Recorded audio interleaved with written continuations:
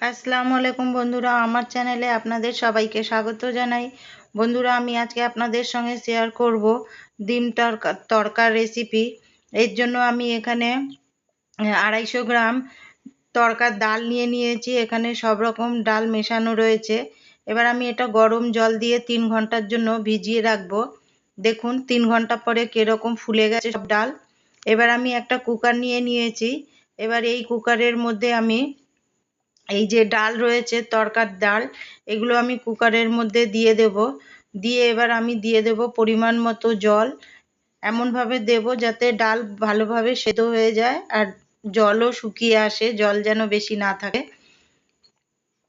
এবার এর মধ্যেই আমি জল দিয়ে দিলাম। এবার দিয়ে দিচ্ছি পরিমাণ মতো লবণ আর দিয়ে দেব হলুদ গুঁড়ো।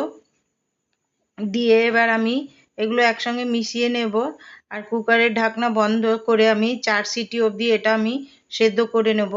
যতক্ষণ ডাল সেদ্ধ হচ্ছে ততক্ষণ আমি তড়কার জন্য যা দরকার আমি সব গুছিয়ে আমি এগুলো চপ করে নেব। দিয়ে দিচ্ছি আদা, রসুন, কাঁচা লঙ্কা, যে যেরম ঝাল খাবেন, আর একটা পেঁয়াজ একসাথে দিয়ে আমি একটা চপারে আমি এগুলো সব চপ করে নেব।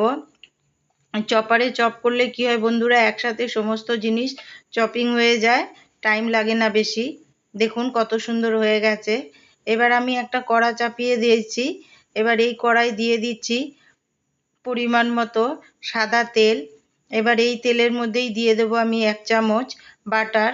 এই বাটার দিলে কি হয় বন্ধুরা, এই তড়কার স্বাদ কিন্তু দ্বিগুণ বেড়ে যায়।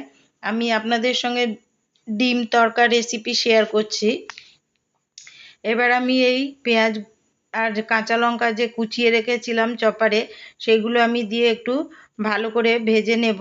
ওইগুলো ভাজা হয়ে গেলে একটা টমেটো আমি চপ করে দিয়ে দেব। এবার এই টমেটো দিয়ে খুব ভালো করে আমি এগুলো লাল লাল করে ভেজে নেব। টমেটো গলে গেলে এর মধ্যেই দিয়ে দেব স্বাদ অনুযায়ী লবণ। আগেও ডালে লবণ দেওয়া আছে, কাজেই লবণটা একটু বুঝে দিতে হবে। দেখুন খুব সুন্দর করে লাল হয়ে গেছে। এবার আমি এখানে 2টো ডিম ফাটিয়ে দিয়ে দেব। এই ডিম তড়কা খুবই দুর্দান্ত একটা রেসিপি। দেখুন ফাটিয়ে দিয়ে দিয়েছি। এবার আমি এই ডিম আর এই যা মশলা রয়েছে এর সঙ্গে খুব ভালো করে মিশিয়ে একদম ঝুরঝুরে করে ডিমগুলো সব ভেজে নেব। দেখুন কত সুন্দর ভাজা হয়ে গেছে, একদম ঝরঝরে হয়েছে। এবার যে ডাল আমি সেদ্ধ করেছি, দেখুন কত সুন্দর সেদ্ধ হয়েছে, অথচ গোটা গোটা রয়েছে। এবার আমি এই ডিমের সামগ্রীর মধ্যেই আমি সব ঢেলে দেব। দেখুন জল কিন্তু বেশি নেই, এর জল ফেলা যাবে না, তাই পরিমাণ মতনই জল দিতে হবে। সব ডাল আমি কড়াইয়ে দিয়ে দিয়েছি। এবার এই ডিমের সঙ্গে আমি এগুলো খুব ভালো করে মিশিয়ে নেব। মিশিয়ে এটা আমি 5 মিনিট মতন ফুটিয়ে নেব। দেখুন মেশানো হয়ে গেছে। আর 5 মিনিট ফোটানোর পরে আমি এর মধ্যে 1 প্যাকেট দিয়ে দিচ্ছি তড়কার মশলা। এটা যে কোনো মুদিখানার দোকানে পাওয়া যায়। দিয়ে এবার আমি খুব ভালো করে মিশিয়ে নেব। দেখুন একদম শুকিয়ে এসছে। মেশানো হয়ে গেলে এবার এর মধ্যেই আমি ওপর থেকে দিয়ে দেব ধনেপাতা কুচি। আপনারা এর মধ্যে কসুরি মেথি দেবেন, তাহলে কিন্তু এর স্বাদ আরও দ্বিগুণ বেড়ে যাবে। আমার কাছে নেই তাই আমি দিলাম না। ধনেপাতা কুচি দিয়ে খুব ভালো করে এটা আমি একসাথে মিশিয়ে নেব।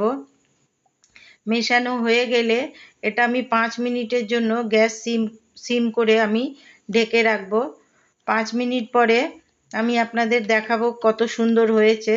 দেখুন 5 মিনিট পরে তড়কার কালার দেখুন একবার কত সুন্দর হয়েছে। এটা রুটি, পরোটা, রুমালি রুটি যার সাথে ইচ্ছা আপনারা খেতে পারেন। তৈরি হয়ে গেল আজকের আমার রেসিপি। চলুন তাহলে এবার আমি আপনাদের পরিবেশন করে দেখাই। দেখুন কত সুন্দর হয়েছে। বন্ধুরা, আমার রেসিপি যদি আপনাদের ভালো লাগে তাহলে প্লিজ আমাকে সাপোর্ট করবেন, আমার পাশে থাকবেন। ওপর থেকে দিয়ে দিলাম একটুখানি বাটার। দেখা হচ্ছে তাহলে পরের ভিডিওতে।